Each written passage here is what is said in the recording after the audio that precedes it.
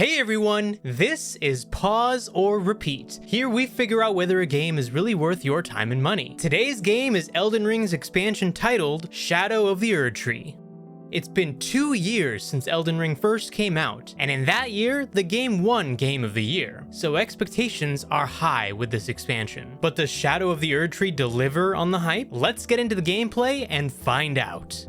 The gameplay of this expansion to Elden Ring doesn't stray too far from the foundation built by the base game. However, you can expect countless more weapons to choose from, including new weapon categories like martial arts or light greatsword, as well as new abilities and spells. Therefore, the expansion has opened up more opportunities for builds. You'll still be learning how to roll and jump to dodge enemy abilities, and spend countless hours exploring the map. But the game also decided to flip the script on the level scaling, meaning that you cannot overlevel like you can in the base game. From Software introduced a new mechanic to the game for increasing damage given and decreasing damage taken within the expansion. These come in the form of Shadow Tree fragments for upgrading yourself, and Revered Spirit Ashes for upgrading your summons and your steed. Without these upgrades, you will likely die, as the game's difficulty is higher than that of the base game, especially without any upgrades. Now, since Elden Ring was known to have a complex story, how is it in the expansion?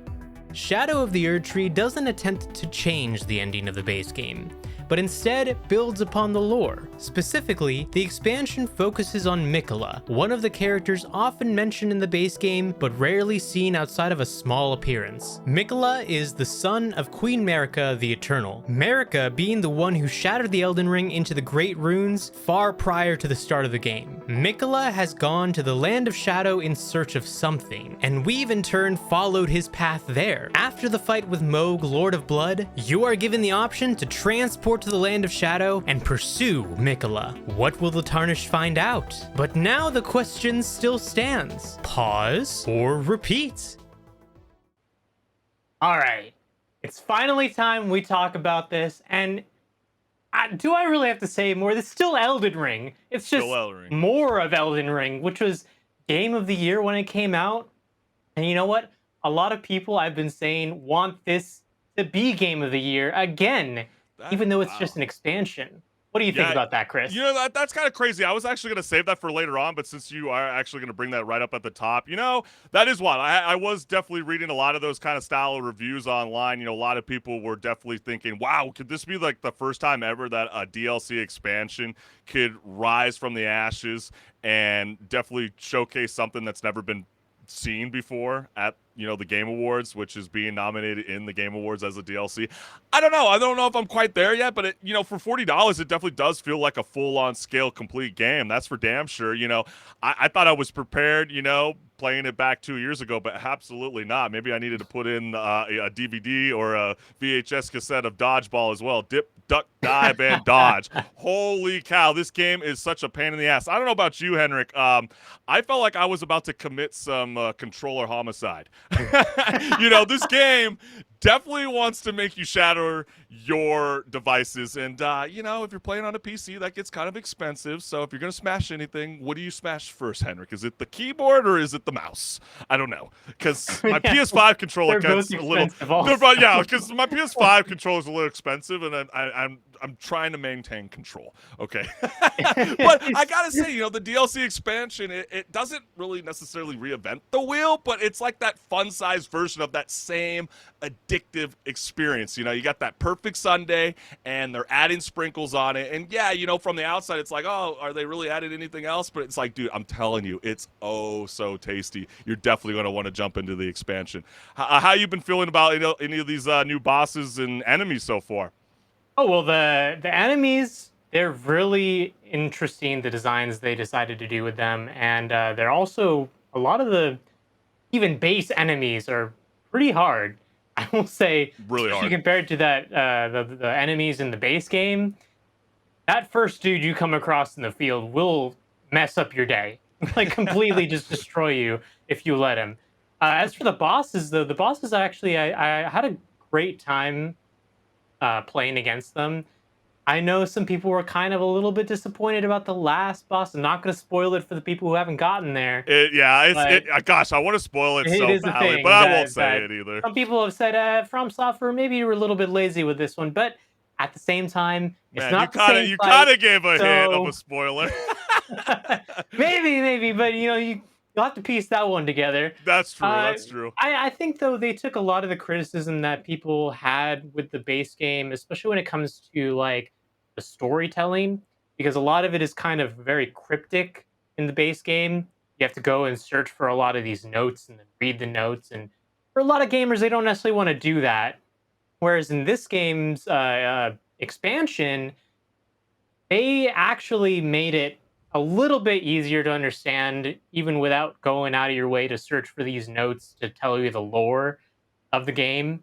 And I appreciate that because I am someone who I also don't entirely like sitting down and reading things in a game like this all the time, unless I, have the time to sit down and do that. But a lot of times I don't. I want to just see a cutscene or I want to talk to someone, have them voice the story to me because that's just easier to Maybe digest that's at a the end little of the bit of the day. effect of just like too much open world in the last 3 to 4 years. Yeah. I've been replaying Far Cry 6, and because it's such a massive game, and you want to read a lot of the text logs, but then you tend to just skimming it a lot of the times because it doesn't Hmm. really aid to the advancement of the storyline. Yeah, and you But have that nagging feeling in the back of your head, like, man, there's still so much I need to do. I yeah, can't waste right. my time here.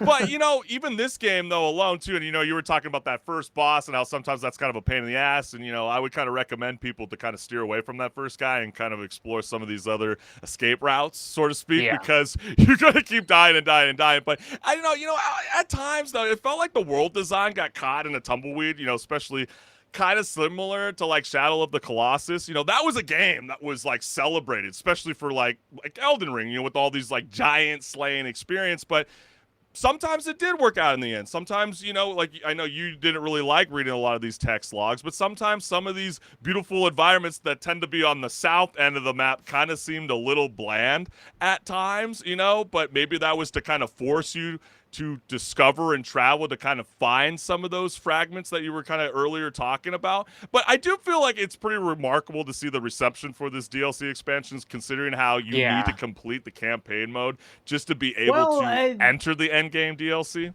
let's preface that a little bit. You have to be a specific boss, and he's not entirely the easiest boss to No. beat.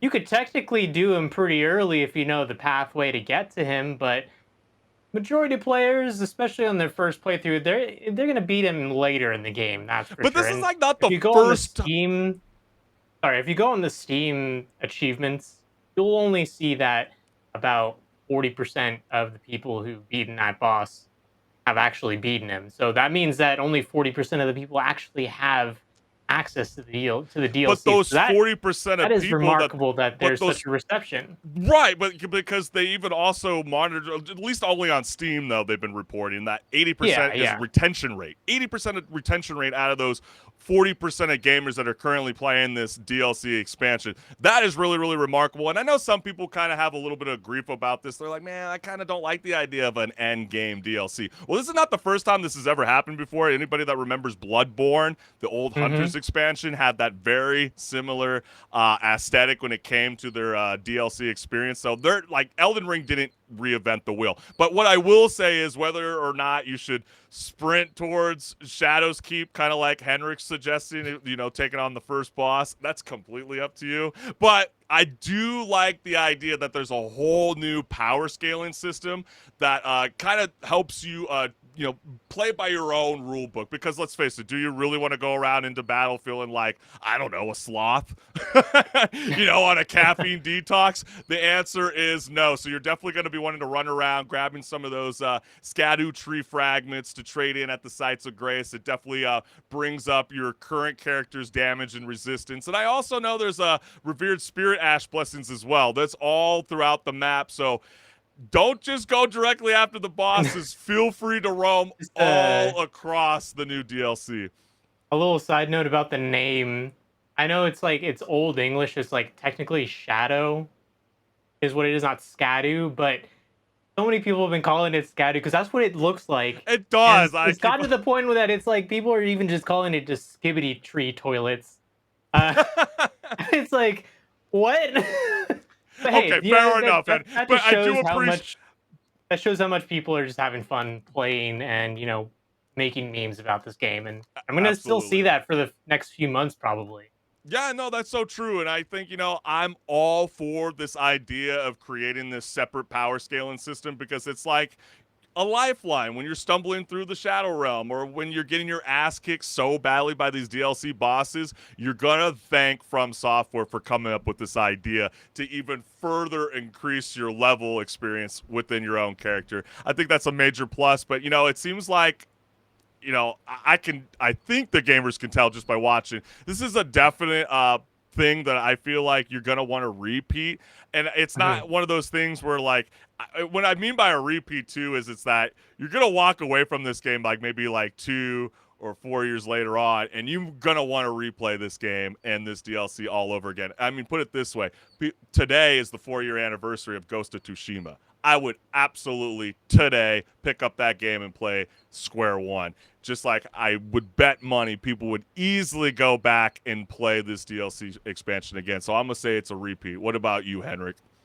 Yeah, if you can stomach the base game's difficulty, challenge yourself and do the DLC's difficulty because it's very rewarding, just like it is in the base game. I'd say even more so to, struggle against the boss, and then finally you do beat that boss, and you're like, "Yeah, sit in the ground. I'm better than you." So it's a It's repeat for me as well, definitely. it's definitely going to humble our future children. That's for That's sure. true. Our Yeah. games weren't as hard back then. These are like just insane. So I can only imagine the kids that are like that have their hands on this. 13 now being 18 revisiting this game, they're going to be like, oh my gosh, I wouldn't even want. Thank God we have like a skill based system now in a lot of these games because I'm gonna get my ass kicked by this new future generation of gamers.